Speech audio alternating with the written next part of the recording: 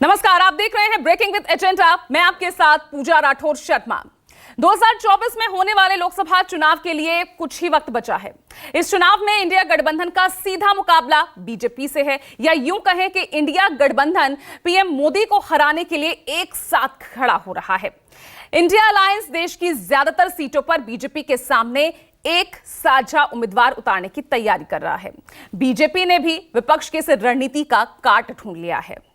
दरअसल 24 के चुनाव की तैयारियों के बीच बीजेपी ने 50% वोट शेयर हासिल करने का लक्ष्य रखा है, और शायद इसकी शुरुआत के लिए ही बीजेपी के दो दिग्गज अमित शाह और जेपी नड्डा पहली बार और सबसे पहले आज पश्चिम बंगाल के दौरे पर हैं। आपको बता दें, पिछले लोकसभा चुनाव में बीजेपी ने बंगाल की 42 संसदीय सीटों में से 18 सीटों पर जीत हासिल की थी, जबकि सत्ताधारी टीएमसी ने 22 सीटों पर जीत हासिल की थी। आंकड़ों में आप देख सकते हैं, आपको ये हम दिखा रहे हैं आंकड़े। 2019 के पश्चिम बंगाल कुल सीट 42, टीएमसी के खाते में 22 सीटें, बीजेपी 18, कांग्रेस 2 और लेफ्ट 0 पर।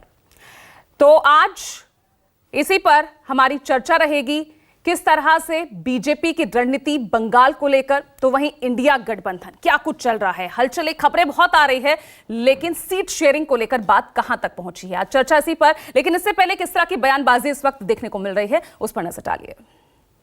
बड़ी पार्टी है, छोटी पार्टियों के लिए दिल बड़ा, बड़ी दिल होनी सब दिल सीट शेयरिंग में बातचीत होगी। जो कुछ हमें करना है हम करेंगे। अलग अलग राज्यों में अलग अलग परिस्थितियां हैं, उस परिस्थितियों को मद्देनजर रखते हुए ये सीट शेयरिंग की बात चलेगी। आखिरी पड़ाव में खुले मन और बंद मुंह से ही हम सीट शेयरिंग की बात आगे चलेगी। खुले मन और बंद मुंह। बीजेपी में जो एक हलचल है, बीजेपी में जो एक झगड़ा है, बीजेपी में जो बंगाल में जो लॉबीबाजी चल रही है, बीजेपी के ही कर्मी दाबी कर रहे हैं, उनके ही हेडक्वार्टर में वहीं पर तोड़फोड़ हो रही है। फर्नीचर को तोड़ा जा रहा है, फर्नीचर को। तो इस तरीका जो है उनके ही देश के राष्ट्र मंत्री हैं, और बांकुड़ा में उन्हीं के वर्कर द्वारा वो घेराव होते हैं, क्लब में उनको बंद कर देते हैं। बहुत बुरा हालत है, शायद इसी को सुलझाने आ रहे हैं। देखिए, शशि पाजा जो है, तृणमूल कांग्रेस एक कुपमंडक होता है ना, जो कुएं के बाहर कुछ नहीं देख नहीं पाता। तो ऐसा पार्टी है। अमित शाह जी और जेपी नड्डा जी आगे आने वाले कुछ दिनों में सारे देश का दौरा करेंगे। कहीं पे दोनों इकट्ठे जाएंगे, कहीं पे अलग अलग जाएंगे, लेकिन पूरे देश का दौरा करेंगे, ये तय हुआ है। आगे आने वाले समय में शशि पाजा को भी पता चल जाएगा कि बीजेपी क्या चीज है। पहले मनोज, आपके पास ही आ रही हूं। तो मनोज, समझना चाहूंगी, क्योंकि पश्चिम बंगाल से 24 की शुरुआत करने जा रही है, और बीजेपी के चाणक्य माने जाते हैं अमित शाह, यानी अमित शाह और जेपी नड्डा की जोड़ी।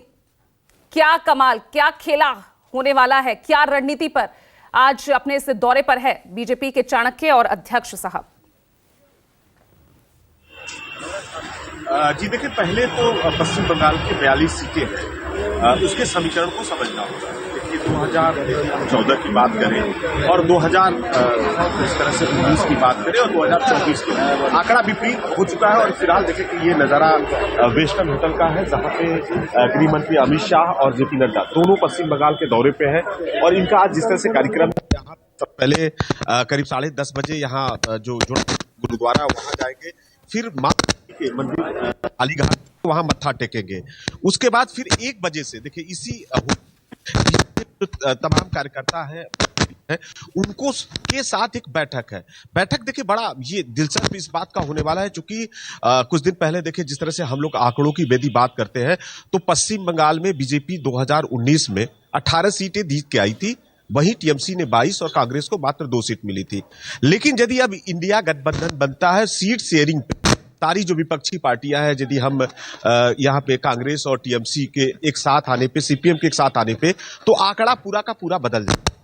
बीजेपी को 10 सीटें, 18 में से 10 सीटें हैं, जहां पे यदि तीनों संगठनों की हम यदि आंकड़ों को जोड़े, वोट परसेंटेज को जोड़े, तो ये कहीं ना कहीं बीजेपी पे भारी पड़ेगा और बीजेपी को इन 10 विधानसभा में कड़ी मेहनत करने की जरूरत है। और दूसरी तरफ देखिए, जिस तरह से यहाँ पे जो बैरकपुर अर्जुन सिंह थे वो टीएमसी पार्टी में आ चुके हैं, आसनसोल में बाबुल सुप्रियो थे जो कि बीजेपी करता था, अब वहां पे शत्रुघ्न सिन्हा बाई इलेक्शन हुआ था तो वहां से जीत चुके हैं। ऑलरेडी देखिए 2 विधानसभा जो संसदीय सीट है ये यहां से बीजेपी से पहले से जा चुकी है।